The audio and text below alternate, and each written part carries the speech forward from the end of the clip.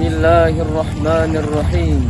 Assalamualaikum warahmatullahi wabarakatuh. Alhamdulillahi rabbil alamin. Wassalatu wassalamu ala asrafil anbiya'i wal mursalin wa ala alihi wa ashabihi wa man tabi'ahum bi ihsanin ila yaumiddin. Amma ba'd. Pertama, marilah kita senantiasa bersyukur kepada Allah Subhanahu wa Ta'ala yang telah memberikan kita nikmat yang sangat banyak, yaitu nikmat kesehatan, nikmat kesempatan yang sampai saat ini kita tidak bisa hitung nikmatnya.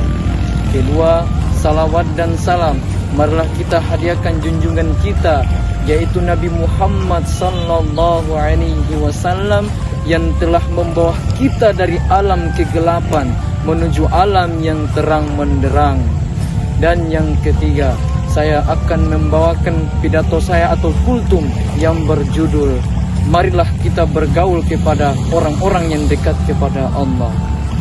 Hadirin hadirat yang insya Allah dihormati oleh Allah Subhanahu wa Ta'ala, ada sebuah kultum yang sangat penting untuk jamaah, yaitu selalu berhubungan dengan orang-orang yang dekat kepada Allah Subhanahu wa Ta'ala dan selalu mendatanginya.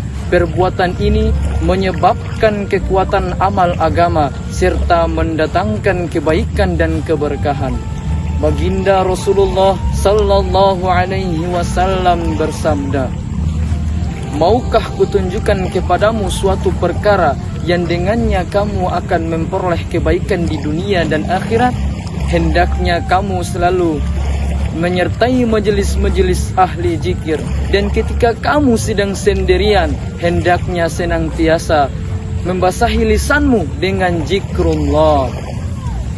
Hadirin, sangatlah penting untuk mengetahui siapakah orang yang dekat dengan Allah Subhanahu wa Ta'ala itu.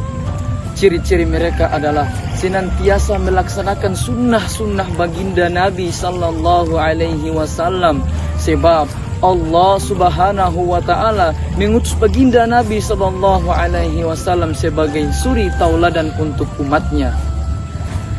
Allah Subhanahu wa Ta'ala berfirman, "A'udzu billahi minasyaitonir rajim.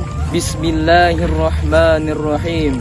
Qul in kuntum tuhibbunallaha fattabi'uni yuhibbukumullahu wa yaghfir lakum dzunubakum wallahu ghafurur rahim." Yang artinya, katakan wahai Muhammad, jika kamu benar-benar mencintai Allah, ikutlah aku, niscaya Allah akan mencintaimu dan mengampuni dosa-dosamu. Dan Allah Maha Pengampun lagi Maha Penyayang. Quran Surat Ali Imran ayat 31. Oleh karena itu, barang siapa yang mengikuti baginda Rasulullah sallallahu alaihi wasallam secara sempurna, berarti ia adalah orang yang dekat dengan Allah Subhanahu wa Ta'ala, kekasih Allah, wali Allah. Barang siapa yang jauh dari sunnah-sunnah baginda Nabi sallallahu alaihi wasallam, maka ia adalah orang yang jauh dari Allah Subhanahu wa Ta'ala. Para ahli tafsir menulis bahwa barang siapa yang mengaku mencintai Allah tetapi tidak melaksanakan sunnah baginda Nabi sallallahu alaihi wasallam, maka ia adalah pendusta. Para penyair berkata, "Ta'sil ilaha wa anta tuzhiru hubbuhu wa hadza la'umri fil fi'ali badi'u law kana hubbaka sadiqan la ata'tahu innal muhibba liman yuhibbu muti'u." Yang artinya, kamu mengaku mencintai Tuhanmu padahal kamu mendurhakainya.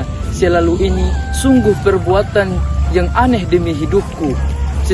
Seandainya cintamu itu sejati, niscaya kamu selalu menaatinya. Sesungguhnya pecinta selalu taat kepada yang dicintainya. Baginda Rasulullah sallallahu alaihi wasallam bersabda, "Seluruh umatku akan masuk surga kecuali orang yang enggan." Para sahabat radhiyallahu anhu bertanya, siapakah orang yang enggan itu ya Rasulullah? Beliau menjawab, barang siapa menaatiku, ia akan masuk surga. Barang siapa mendurhakaiku, ialah orang yang enggan. Beliau pun bersabda, tidak sempurna iman seseorang terhadap kamu, sehingga segala keinginannya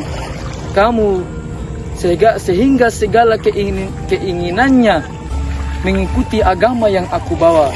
Hadirin hadirat yang insya Allah dihormati oleh Allah Subhanahu wa Ta'ala, sungguh mengherankan orang yang mengaku dirinya Muslim tetapi tidak menaati Allah Subhanahu wa Ta'ala dan meninggalkan sunnah-sunnah Rasulnya. Ringkasnya, setelah kita mengetahui setelah kita mengetahui bahwa seseorang itu adalah orang yang dekat dengan Allah Subhanahu wa Ta'ala, maka hendaknya kita selalu mendampinginya, banyak berkhidmat kepadanya, dan banyak mengambil manfaat dari ilmunya. Karena hal itu menyebabkan peningkatan amal kita. Hal itu juga merupakan perintah baginda Nabi sallallahu alaihi wasallam. Baginda Nabi sallallahu alaihi wasallam bersabda, apabila kalian melewati taman-taman surga, nikmatilah buah-buahnya. Para sahabat radhiyallahu anhu bertanya, apakah taman-taman surga itu ya Rasulullah? Beliau menjawab, majelis-majelis ilmu. Nabi Muhammad sallallahu alaihi wasallam juga bersabda, sesungguhnya Luqman Hakim menasihati anaknya, wahai anakku, duduklah bersama para ulama dan dengarkanlah ucapan-ucapan ahli hikmah, orang-orang yang bijaksana. Karena Allah Subhanahu wa Ta'ala menghidupkan hati yang mati dengan nur hikmah, sebagaimana Dia menghidupkan tanah yang mati dengan air hujan yang deras. Hanya orang-orang yang bijaksanalah yang paham agama. Oleh sebab hadirin, para sahabat radhiyallahu anhu bertanya kepada baginda, siapakah taman yang terbaik bagi kami? Beliau menjawab, seseorang yang jika kamu melihatnya, kamu teringat Allah Subhanahu wa Ta'ala. Jika kamu mendengar ucapannya, ilmumu meningkat. Jika kamu melihat amalannya, kamu teringat akhirat.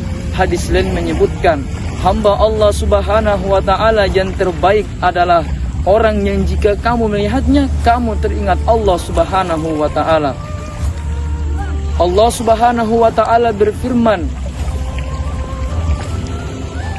ya ayyuhalladzina amanu taqullaha wa kunu ma'as shadiqin, yang artinya, wahai orang-orang yang beriman, bertakwalah kamu kepada Allah dan hendaklah kamu bersama orang-orang yang benar. Quran surat At-Taubah ayat 119.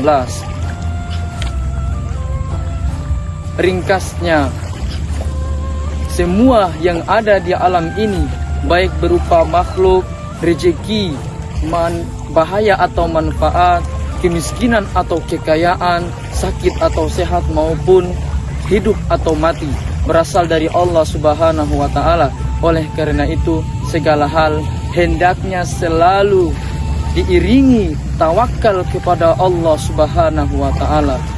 Rasulullah sallallahu alaihi wasallam pernah bersabda, sungguh kalian yang benar-benar bertakwa kepada Allah. Allah sallallahu alaihi wasallam pernah bersabda, sungguh seandainya kalian bertawakal kepada Allah dengan sebenar-benar tawakal, niscaya kalian akan diberi rezeki sebagaimana rezeki burung-burung. Mereka berangkat di pagi hari dalam keadaan lapar dan pulang di sore dalam keadaan kenyang. Hadis riwayat At-Tirmizi, Ibnu Majah dan Ahmad. Mungkin apa yang saya sampaikan mudah-mudahan ada manfaatnya. Billahi taufiq wal hidayah.